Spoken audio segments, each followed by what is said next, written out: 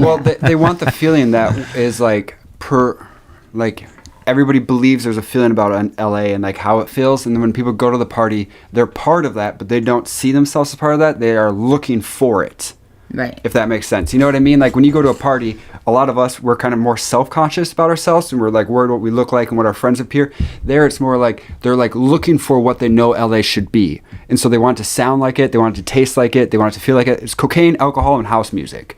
That's what their parents partied on. That's how LA's felt like for the last 50 years. It has to be good. And like that, the better the party is, the more it feels like that. And there's a couple of like groups, couple crews out there doing really cool shit and cool shit by my terms. You know, like there's like B-Side, there is Bass Waffles, and like those are crews that are like doing more experimental stuff. But for the most part, every single house party, every single after party, every single warehouse I went to, all house music, all techno, all the time, all cocaine.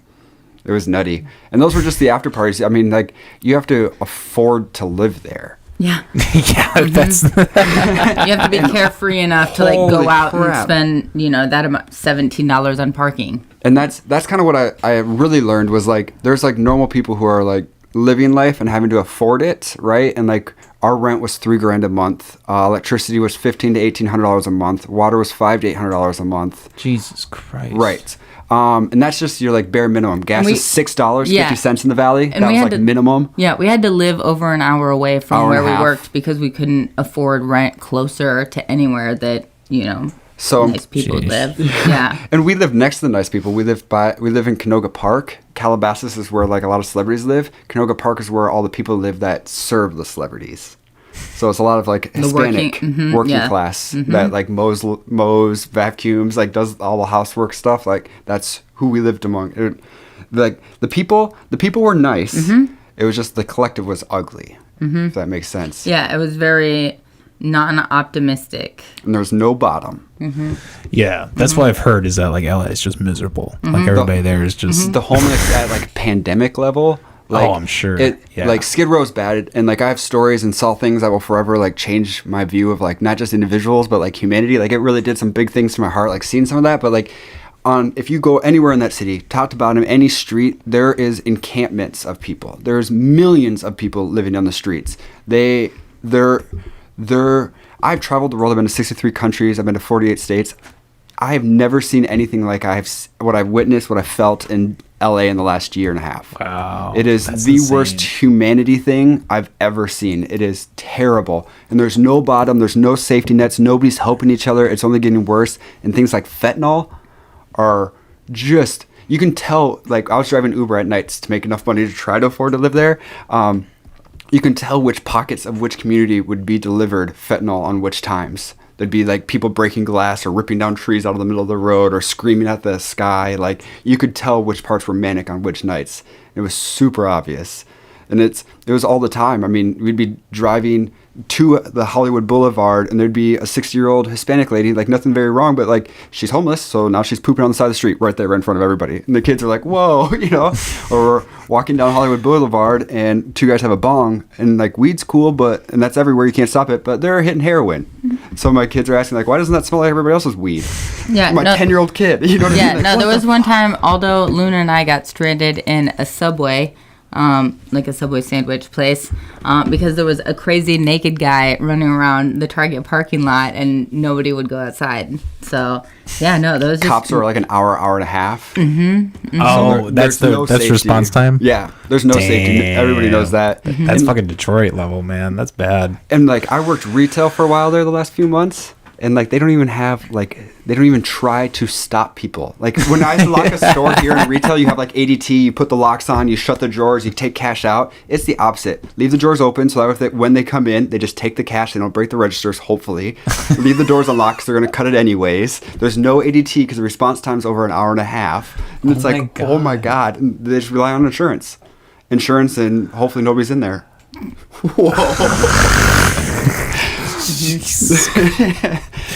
It's a whole nother level. It's a whole nother surrealism. And like you'd think you'd make more money being around people spending money like that, but it's like things they milk you for all you're worth. Things like conspiracies here are like common knowledge there. Like the Russians bought up all the property in LA. Everything that was rented in the last 3 years was bought by some like Russian influence. And now the prices are being jacked up. You can't even live in the place; they'll change the prices on you.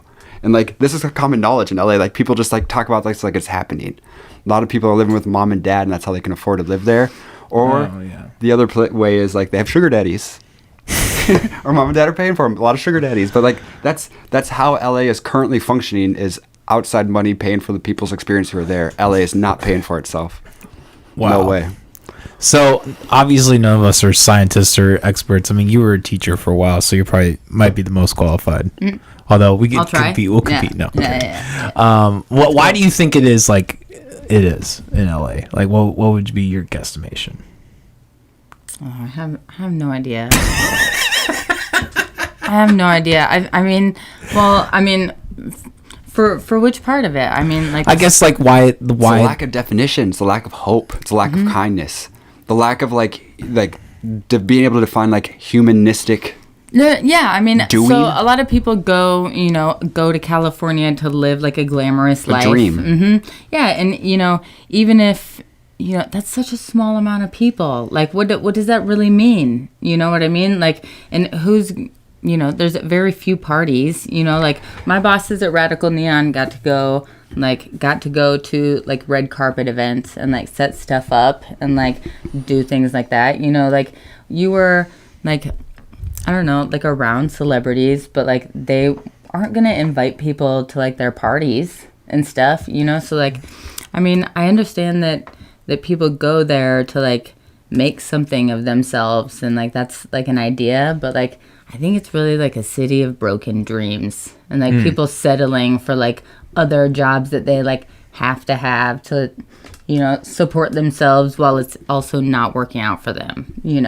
Lack of definition, like because there's nothing else to do. This is what I thought the dream was. Now I'm kind of like stuck in it.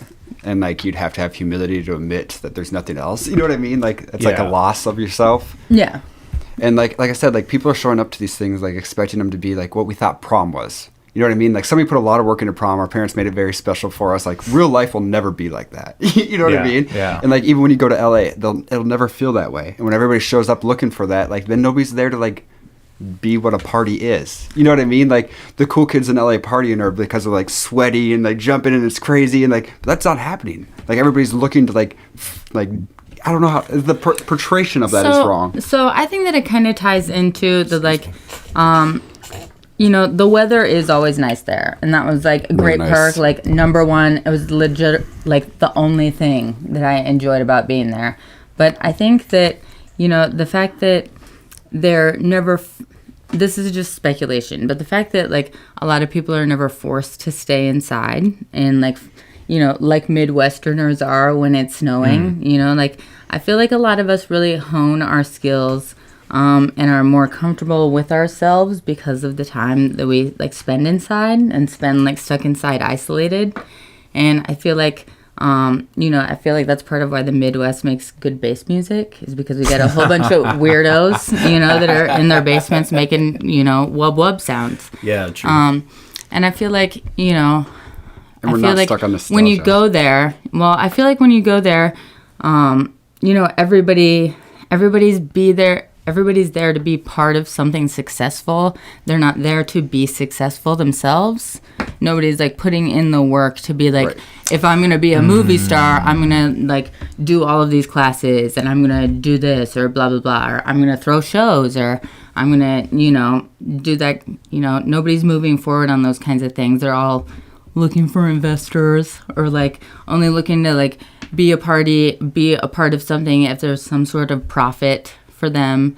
And it's not about your friends. It's not about, it's not about what you want to do. It's just like hoping that you are part of the next big thing. And like, that's it. Nobody's really like, I don't know, standing up for what they like or like, developing skills like that.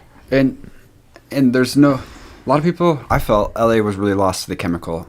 The chemicals in LA were a whole nother level. I've been the most sober I've ever been in my life. The last year and a half, I've witnessed I'd say 7, 8 fentanyl overdoses. Oh wow! Saved 2 people myself. Geesh. Yeah, it was rampant. And then even like the good ones or the happier ones, like it's people. I don't know. It was the toxicity was way higher. Everything was way more lucid. There was no adherence to any like morality. You know what I mean? Things crumbled away that there was no comfort. Yeah, honestly, the drugs even tasted different because they were, you know, either cut with something else or more pure, or just like every single drug was a different experience because, you know. Yeah, it was nothing like the Midwest. Name one and it felt different. The only thing that was close was the cocaine, but that was just because it was so rampant. Damn. So you think that's just from like multiple different people like lacing shit here, purely, or like why the drugs were different in LA? By the time, well, I treat it like seafood, right? So seafood there is really fresh. I'm getting it. I'm eating it. It's probably frozen one time, maybe. By the time it's come here, it's been in and out of like 16 freezers and 4 different trucks. It's been retailed, sold off, 3 different pricing. Like by the time I eat a fish, there's no way that it could be fresh. I'm in the middle of a continent, 1,800 miles away from an ocean. It's the same thing with drugs. All of our drugs are coming from overseas. Hardly any of them, except for like PCP and marijuana, are coming from the United States. Everything else is overseas. Everything else is coming from China, Russia, Ukraine. That's everything. And like the major port cities are the ones pulling that in, from what I was told. And so it's coming straight there and being dumped in. And I was explaining that everything's being cut with fentanyl. Like everybody wants that like lofty feeling. And so for a while, fentanyl was cheap and they cut it with it. Then everybody realized that's what they were doing. So now they actually charge more to have it cut properly. Right, yeah. When there was a heroin shortage, I'm pretty sure that a lot of dealers used fentanyl instead, or cut things. And then people got addicted to the higher level of toxicity, and then they figured out what was happening. And when the heroin prices dropped and the fentanyl started being, they were like, no, this doesn't feel the same anymore. This is weak. And they're like, well, actually, we were using fentanyl. And then they're like, okay, we want fentanyl. So the streets aren't full of heroin addicts. Skid Row is not heroin addicts anymore. It's all fentanyl addicts. Right. Everybody in there's doing fentanyl.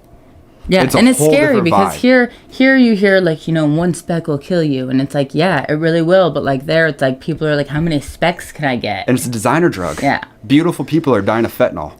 Yeah. Beautiful, smart, creative, well-connected people are dying of fentanyl.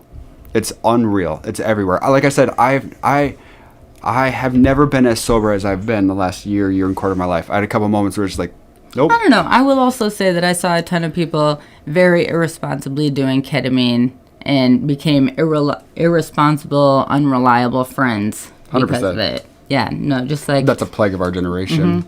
Yeah, but I mean, you know, I don't know. It just seems like, especially if you're there, you could be doing more with your life than, you know, sitting on a couch, you know, not doing anything.